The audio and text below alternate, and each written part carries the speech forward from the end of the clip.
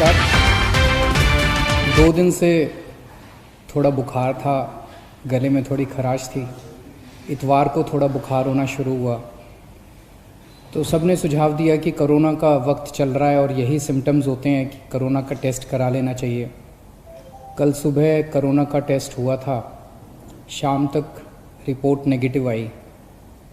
इस दौरान आप सब लोगों ने, बहुत सारे लोगों ने अपनी दुआएं भेजी, अपना आशीर्वाद भेजा और ऊपर वाले की कृपा से टेस्ट नेगेटिव आया। आप सब लोगों का बहुत बहुत तहे दिल से शुक्रिया जिन्होंने अपने शुभकामना संदेश भेजे। मैं अपने घर में ही एक कमरे में अपने आप को बंद किए हुए पिछले 2 दिन से देख रहा था। मेरा शरीर तो यहाँ था लेकिन मेरा मन इसी में था कि दिल्ली में किस तरह से और क्या क्या किया जा सकता है कोरोना को कम करने के लिए, लोगों को इलाज कराने के लिए। आज दिल्ली की जो पोजीशन है, दिल्ली में 31,000 टोटल केस हो चुके हैं। इसमें से लगभग 12,000 लोग ठीक होकर घर जा चुके हैं। 18,000 लोग अभी एक्टिव केस हैं जिनको अभी भी बीमारी है। 900 के करीब लोगों की डेथ हो चुकी है। जो 18,000 लोग एक्टिव केसेस हैं, इनमें 15,000 होम आइसोलेशन में अपना इलाज करा रहे हैं। कल SDMA की मीटिंग थी, स्टेट डिज़ास्टर मैनेजमेंट अथॉरिटी। उसमें मुझे भी जाना था, मैं नहीं जा पाया। मनीष सिसोदिया जी और अन्य मंत्रीगण गए थे। LG साहब ने इसकी अध्यक्षता की थी। वहाँ पे जो आंकड़े प्रस्तुत किए गए सरकार द्वारा, वो आंकड़े दिखाते हैं कि आने वाले समय में दिल्ली में कोरोना बहुत तेजी से फैलने वाला है। 15 जून को उम्मीद है कि 44,000 केस हो जाएंगे। जो आज 31,000 केस हैं, ऐसा अनुमान है कि 15 जून तक 44,000 केस हो जाएंगे। 30 जून तक 1 लाख केस हो जाएंगे। 15 जुलाई तक 2.25 लाख केस हो जाएंगे और 31 जुलाई तक लगभग 5,32,000 केस हो जाएंगे दिल्ली में टोटल। और इसको देखते हुए 15 जून तक हमें 6,681 बेड्स की ज़रूरत पड़ेगी। 30 जून तक 15,000 बेड्स की ज़रूरत पड़ेगी। 15 जुलाई तक 33,000 बेड्स की ज़रूरत पड़ेगी। 31 जुलाई तक 80,000 बेड्स की ज़रूरत पड़ेगी। तो चुनौती बहुत बड़ी है। इसमें सबसे पहले तो अपने को ये करना है कि अपने आप को, हमें सबको कोरोना से बचाना है। इसे अब जन आंदोलन बनाना है। 3 बातों को, हमें मास्क पहन के घर से निकलना है,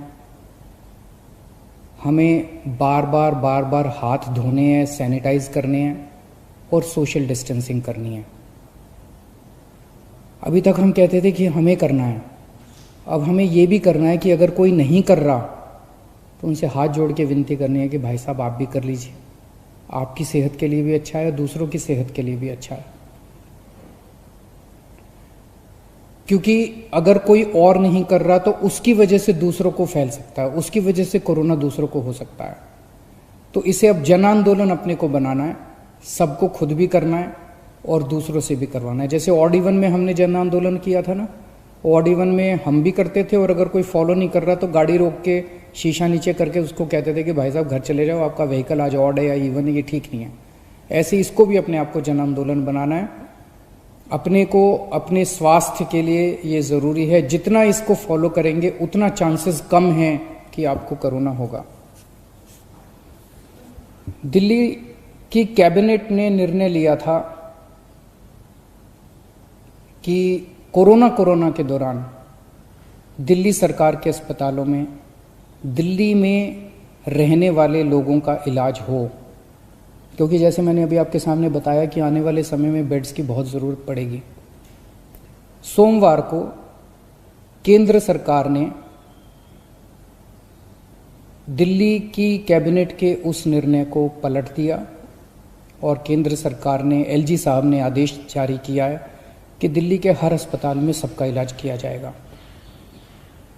मैं देख रहा था टीवी पे कुछ लोग कह रहे थे कि केंद्र सरकार दिल्ली की कैबिनेट के फैसले को पलट नहीं सकती। एलजी साहब के पास दिल्ली के फैसले को, दिल्ली में चुनी हुई सरकार है, अभी कुछ महीने पहले चुनाव हुए थे जिसमें 62 सीट आई थी। दिल्ली की चुनी हुई सरकार के कैबिनेट के निर्णय को एलजी साहब या केंद्र सरकार पलट नहीं सकते। कुछ लोग ऐसा कह रहे थे।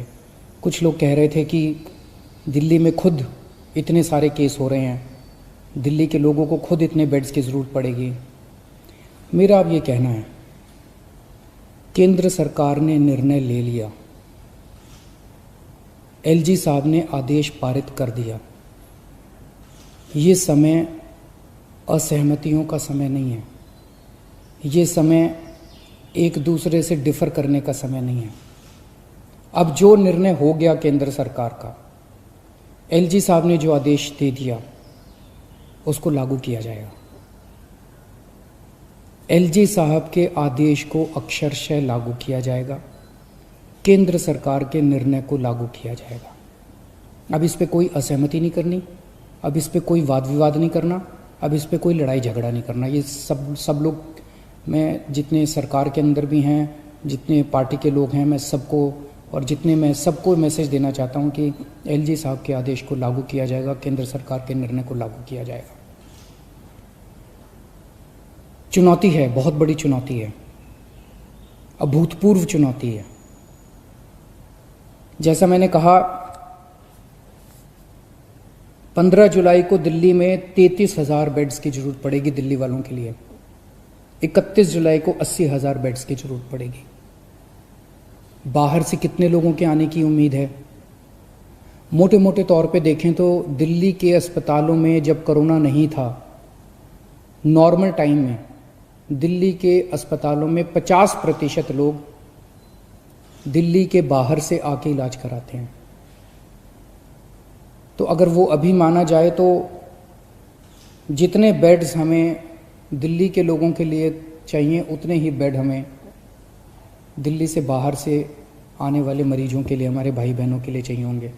तो 15 जुलाई को दिल्ली के वालों के लिए 33,000 बेड चाहिए, तो सारे मिला के बाहर वाले भी अगर मिलाएंगे तो 65,000 बेड्स की जरूरत पड़ेगी। और 31 जुलाई को 80,000 बेड अगर दिल्ली वालों के लिए चाहिए तो लगभग 1.5 लाख टोटल बेड्स की ज़रूरत पड़ेगी। बहुत ज़्यादा बड़ी चुनौती है, आसान काम नहीं है। लेकिन इतना मैं कह सकता हूँ कि हम पूरी कोशिश करेंगे, तन मन धन जो बन सकेगा। ये हमारी जिम्मेदारी भी है और ये सेवा का काम है। मैं खुद निकलूँगा, कल से परसों से मैं खुद ज़मीन पे उतरूँगा, मैं खुद जाके स्टेडियम्स को, बैंक्वेट हॉल्स को, होटल्स को तैयार करवाएंगे। हम लोग जितना ज़्यादा से ज़्यादा हो सकेगा हम कोशिश करेंगे। मैं बस इतना कह सकता हूँ कि हमारी कोशिशों के अंदर ईमानदार कोशिश होगी और पूरी कोशिश होगी, कोई कमी नहीं होगी। लेकिन ये विपदा इतनी बड़ी है, ये मुसीबत इतनी बड़ी है, मानव जाति के इतिहास में शायद इतनी बड़ी विपदा कभी नहीं आई। हमारे काम में 100 कमियां रह सकती हैं, लेकिन हमारी नीयत में और हमारी कोशिश में आपको कमी नज़र नहीं आएगी। मैं पड़ोसी राज्यों से भी, वहाँ की सरकारों से भी निवेदन करता हूँ, अपील करता हूँ कि वहाँ समुचित व्यवस्था करें अपने अपने बेड्स के लिए और मरीजों के लिए। कर भी रहे होंगे, मैं किसी को दोष नहीं निकालना चाहता, कर भी रहे होंगे ताकि कम से कम लोगों को दिल्ली आने की ज़रूरत पड़े। इस दौरान मैं देख रहा था कि मीडिया वाले बहुत अच्छा काम कर रहे हैं। मैं मीडिया को सैल्यूट करना चाहता हूँ, मैं मीडिया को साधुवाद धन्यवाद देना चाहता हूँ। आपने हमारी जो जो कमियां रह जाती हैं, आप रोज़ हमारी कमियां बताते हैं और वो कमियां हमें सीखने का एक मौका देती हैं। आपने हमारे ऐप में इतनी सारी कमियां बताई, उन कमियों को पिछले एक हफ्ते के अंदर हमने काफ़ी दूर किया है। अभी भी कुछ कमियां हो सकती हैं, आप प्लीज़ हमें ज़रूर बताइएगा। काफ़ी कमियों को ऐप में दूर किया, लेकिन अभी भी जो कमियां हो हमें ज़रूर बताइएगा। मैं देखता हूं कि लगभग हर चैनल पे कुछ पेशेंट्स को या पेशेंट्स के रिश्तेदारों को, दोस्तों को, वो किस तरह से बताते हैं कि कई अस्पतालों में गए, मैं पहले इस अस्पताल में गया, मैं इस अस्पताल में गया, मैं इस अस्पताल में गया, मुझे इलाज नहीं मिला, मुझे बेड नहीं मिला। मैं सोच रहा था कि टोटल कितने 10, 12, 15 चैनल होंगे। उन 15 चैनलों पे 15 या 20 केसेस बताए जा रहे होंगे, लेकिन ऐसे लोगों की संख्या जिनको तकलीफ हो रही है, जिनको बेड नहीं मिल रहे, उससे कहीं ज़्यादा है। केवल 15-20 लोग नहीं हैं जो टीवी पे आए। लेकिन मैं आपकी जानकारी के लिए बता दूं, पिछले एक हफ्ते में एग्जैक्टली 8 दिन में दिल्ली के अस्पतालों में 1900 लोगों का एडमिशन हुआ, 1900 लोगों को बेड मिले हैं दिल्ली के अस्पतालों में। और आज 4200 बेड अभी खाली हैं। लेकिन ये 4200 बेड मोस्टली सरकारी अस्पतालों में खाली हैं, प्राइवेट के मोस्टली भर गए हैं। उसका भी इंतजाम कर रहे हैं, कोशिश कर रहे हैं। लेकिन पिछले 8 दिनों में 1900 लोगों को बेड मिले। लेकिन एक तरफ जहां 1900 लोगों को बेड मिले, वहीं कम से कम 150-200 लोगों को बेड के लिए धक्के भी खाने पड़े। तो जब टीवी चैनलों के ऊपर एक एक केस बताया जाता है, मेरी टीम एक एक केस पे गौर करती है और हम उससे सीखने की कोशिश करते हैं। एक तरफ हम कोशिश करते हैं कि उस व्यक्ति को हम उसकी विपदा दूर कर सकें, और दूसरी तरफ उसे तकलीफ क्यों हुई, हमारे सिस्टम में कहाँ कमी थी, उस कमी को सीख के उस सिस्टम की कमी को हम दूर करने की कोशिश करते हैं, ताकि आने वाले और किसी को तकलीफ ना हो। लेकिन फिर भी हम परफेक्ट नहीं हैं, सब कुछ ठीक नहीं है, अभी बहुत सारी कमियां हैं हमारे सिस्टम में, और सब कुछ लेकिन खराब भी नहीं है। काफ़ी कुछ काम हुआ भी है, हमारे डॉक्टर्स लगे हुए हैं, हमारे नर्सेस लगे हुए हैं, सरकारी ऑफिसर्स लगे हुए हैं, पुलिस वाले लगे हुए हैं, सब लोग बहुत काम कर रहे हैं। लेकिन अभी भी बहुत सारी चीज़ें ठीक करनी है। मेरी मीडिया के साथियों से निवेदन है कि इसी तरह से आप हमें अपने चैनल पे तो दिखाते ही हैं, लेकिन अगर चैनल के अलावा भी कहीं कोई आप कोई स्टोरी ना दिखा पाएँ, कहीं कोई कमी नजर आए, तो फ़ोन कर देना, उसको हम ठीक कराने की कोशिश करेंगे। और सबसे ज़रूरी बात, ये समय आपस में लड़ने का नहीं है, ये समय राजनीति का नहीं है। मैं देखता हूँ आपस में ये पार्टियां सारी लड़ रही हैं। बीजेपी वाले आम आदमी पार्टी से लड़ रहे हैं, आम आदमी पार्टी वाले कांग्रेस से लड़ रहे हैं, कांग्रेस वाले बीजेपी से लड़ रहे हैं, वो उससे लड़ रहा है, वो उससे लड़ रहा है। अगर हम सारे आपस में लड़ते रहे तो कोरोना जीत जाएगा। और जो एक आम आदमी बैठ के टीवी चैनल देखता है, वो सोचता है यार ये क्या पार्टियां हैं, आपस में लड़ रही हैं, मेरी किसी को परवाह नहीं है। हमें आपस में नहीं लड़ना, हमें इस टाइम एकजुट होना है, हमें एक देश बनना है। जब तक सारे मिलके नहीं लड़ेंगे, बीजेपी, कांग्रेस, आम आदमी पार्टी, ये पार्टी, वो पार्टी, डॉक्टर्स, नर्सेज, पुलिस, सारी संस्थाएं, समाजसेवी संस्थाएं, धार्मिक संस्थाएं, जब तक सारा देश मिलके एक साथ नहीं लड़ेगा, तब तक हम कोरोना को नहीं जिता पाएंगे। आप सोच भी नहीं सकते कितनी बड़ी विपदा है ये। आपस में नहीं लड़ना, सारी सरकारों को मिलके, सारी संस्थाओं को मिलके, सारी पार्टियों को मिलके हमें एकजुट होके कोरोना को हराना है। अगर हम आपस में लड़े, कोरोना जीत जाएगा, और अगर हम एकजुट हो गए, हम कोरोना को हरा लेंगे। शुक्रिया।